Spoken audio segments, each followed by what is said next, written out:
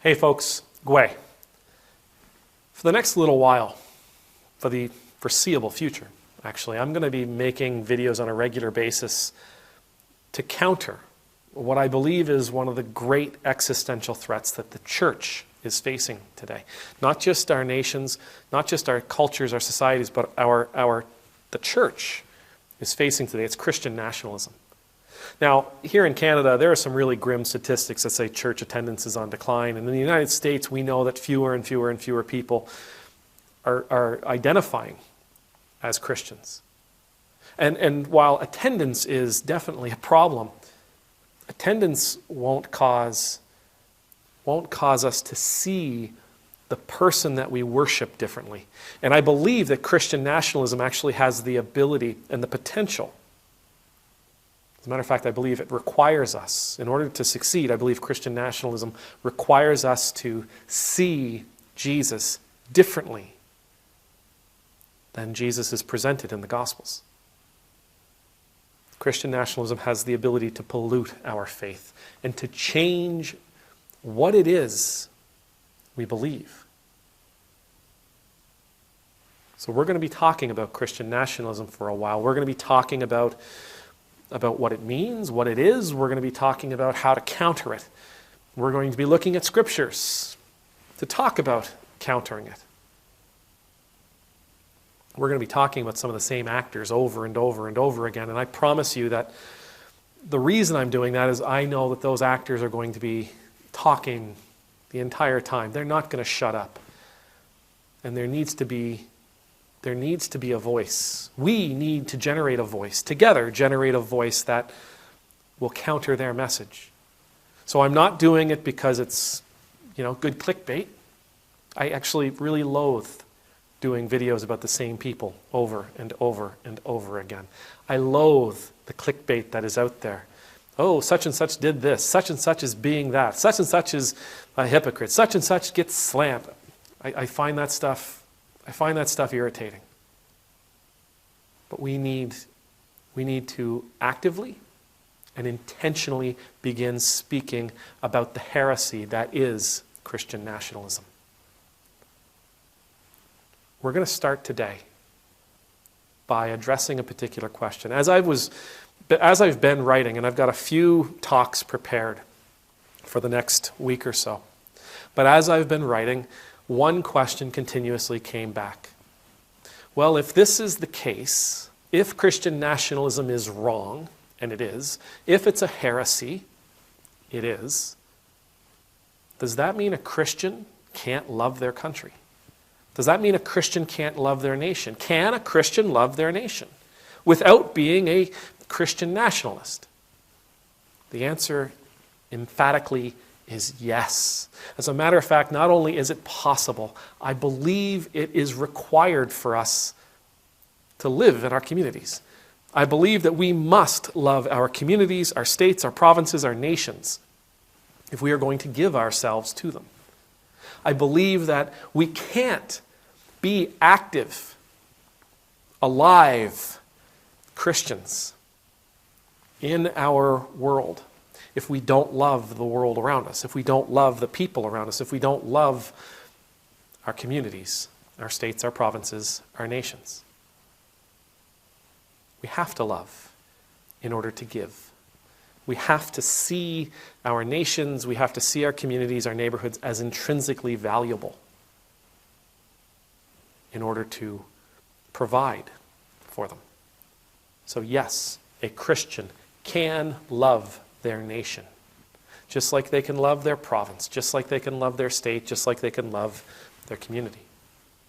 It's not a matter of loving. It's a matter of how that love is demonstrated. See, for a Christian, we're not worried about our nation being prosperous. We're not worried about our nation being abundant, being vibrant, being strong. We're not worried about how our nation is perceived by other nations. We're not worried about our military. We're not worried about how quickly we could squash this nation or that.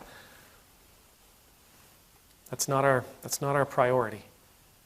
Again, we can love our nation, but it isn't by prioritizing the greatness of our nation and striving for the greatness of our nation. It isn't by actively and intentionally trying to make our nation great for the first time or again. That those things, those values, that idea limits what could actually happen. The Christian recognizes that things don't trickle down. They never have. They never will. Prosperity doesn't trickle down from the top and rain down upon all us folks down around the bottom. Never has. Never will. It's just not part of human nature. And so for the Christian, what we focus on is the people around us. Just like Jesus did. Right? Jesus grew up in a world under the thumb of Rome, under the control of the Roman Empire, under the brutality of the Roman Empire. And yet, he never condemned the Roman Empire in his teachings. He never said, Judea, rise up and make this nation great again. He never said, Israel, rise up and take your nation back from the oppressor. He didn't condemn the Roman laws. He didn't condemn the puppet king that Rome had installed.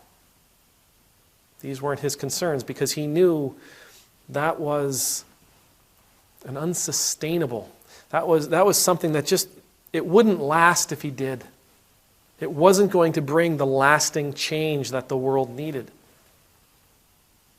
Jesus knew, and he taught us that lasting change doesn't happen at the stroke of a pen when legislation is written to force people to behave this way or that. Lasting change happens when hearts are changed. And for Jesus in particular, lasting change happens when people's hearts are changed towards those around them.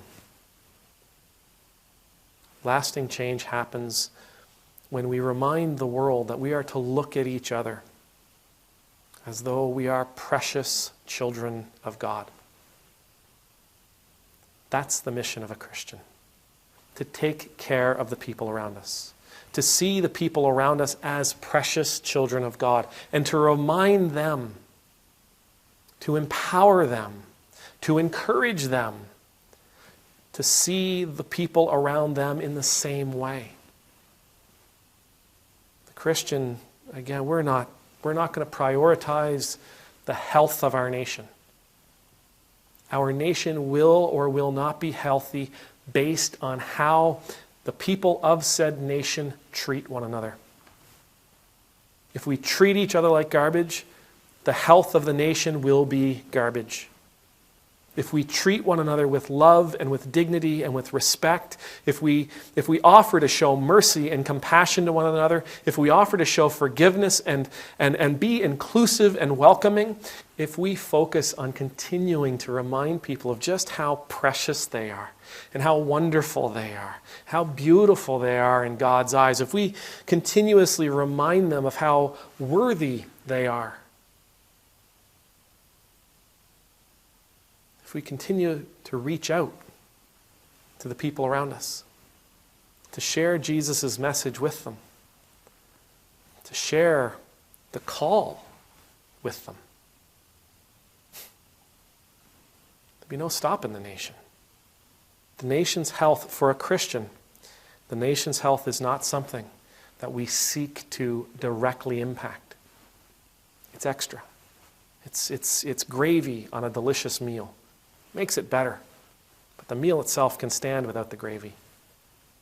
It is something that is apart from us. It is something that we may indirectly impact. But the mission has to come first. And the mission is not to make this place great. The mission is to provide for the people around us. Can a Christian love their nation? Absolutely. And that love is demonstrated perfectly in how they treat one another. They love each other. They'll be loving their nation. They'll be doing what is good for their nation. They spew hatred and vitriol towards each other.